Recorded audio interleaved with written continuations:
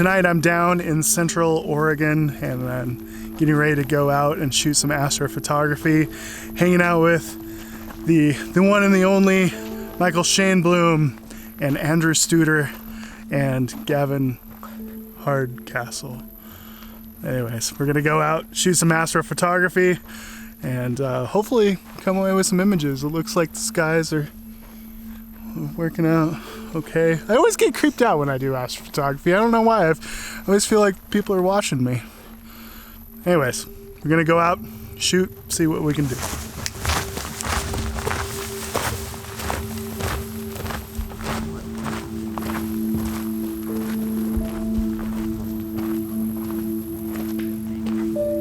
So we've come down to the lake. In this particular lake, you're looking north. So I'm going to do a little bit of a star trail image.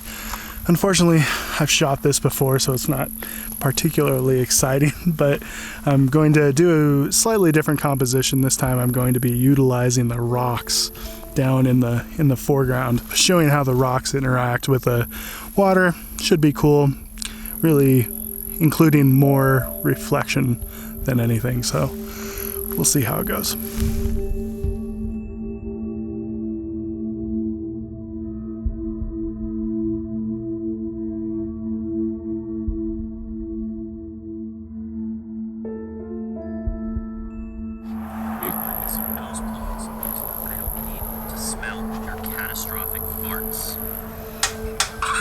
So we've been recording some skits for Gavin's next video. Best parts of all of Gavin's videos are always the outtakes. So we're enjoying watching those. This one's tough, this line is tough, especially when looking. I can look down, right? That's bad. Because I do find farts very funny. Can I get that clip, please? I do find Farts very funny.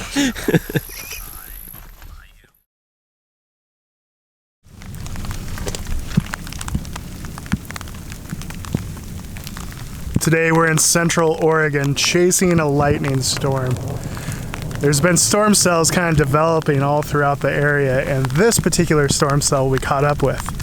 So let me show you what we're doing.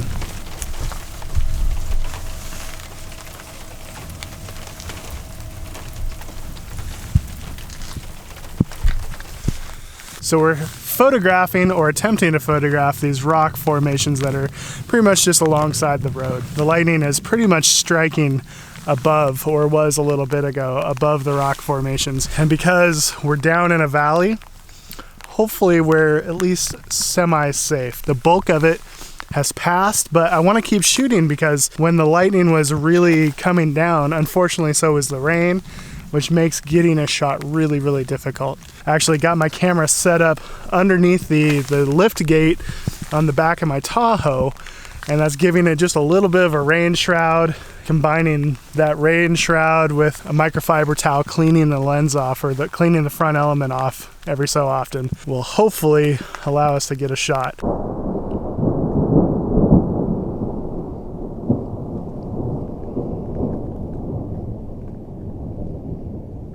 Even if you don't catch a lightning strike, you're almost always guaranteed really dramatic skies, really dramatic light. I love the skies that come along with a good lightning storm.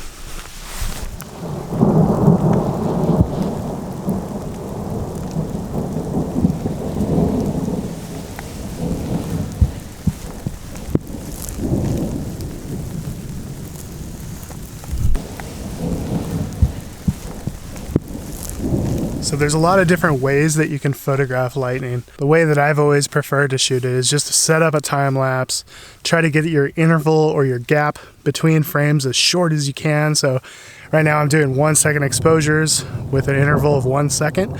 So in theory, there is no gap. There's a little gap, but in theory, there's no gap.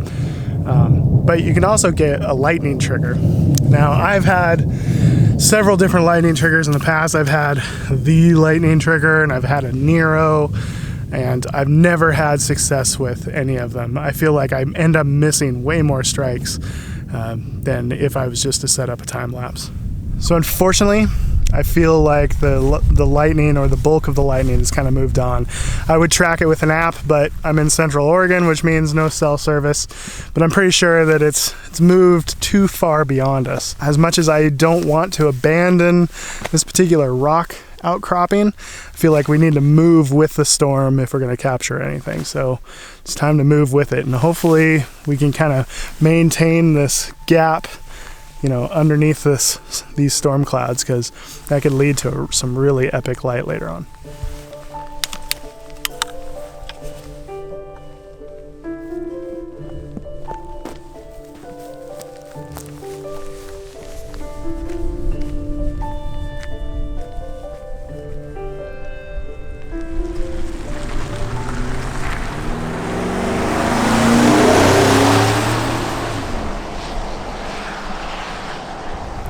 So as predicted, I think we're about to get some incredible light. The storm is pretty much petered out, but that sun is about to peek underneath those clouds. There's rain in this direction. That means rainbows. Unfortunately, we've kind of left all of the really photogenic areas behind. So once again, rainbows in a wheat field. Let's see if we can make it happen.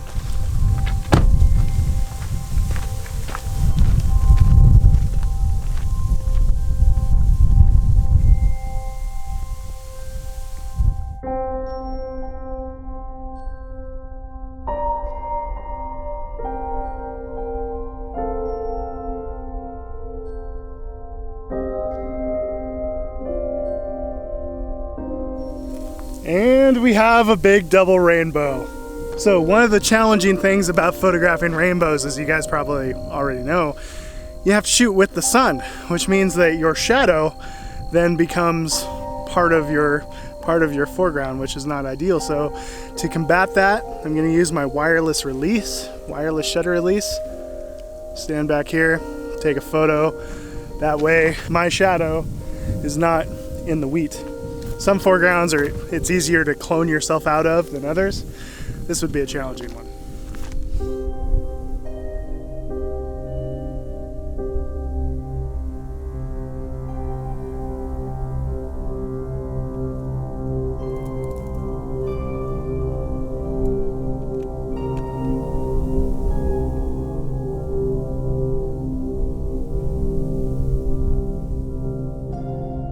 So I've switched over to a higher perspective, shooting a little bit wider, and now I'm going with a horizontal composition to really utilize all those nice highlights that we got in those kind of lower clouds. I'm increasing my ISO now up to 320 just to keep my shutter speed fast enough at f/16 so I have enough depth of field but still a fast enough shutter speed. And I'm just kind of trying to get my shots in before that sun goes behind the cloud that's about to go behind.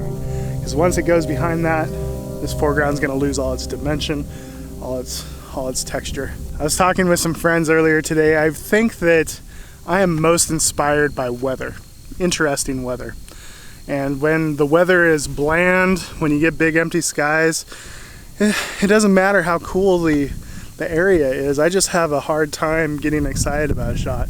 But when the weather is interesting like this, when you get dramatic skies like this, something as simple as just a wheat field suddenly takes on interest and can suddenly be motivational for me. Chasing light and chasing storms are some of my favorite things. Whether I get good images or not, it's kind of the thrill of the hunt, thrill of the chase. That's why I don't like to drop in fake skies, because it's my favorite part of photography. All right, guys, thank you guys so much for watching. Make sure you like and subscribe, hit the notification bell if you like this stuff. We'll see you in the next video. Take it easy, everybody.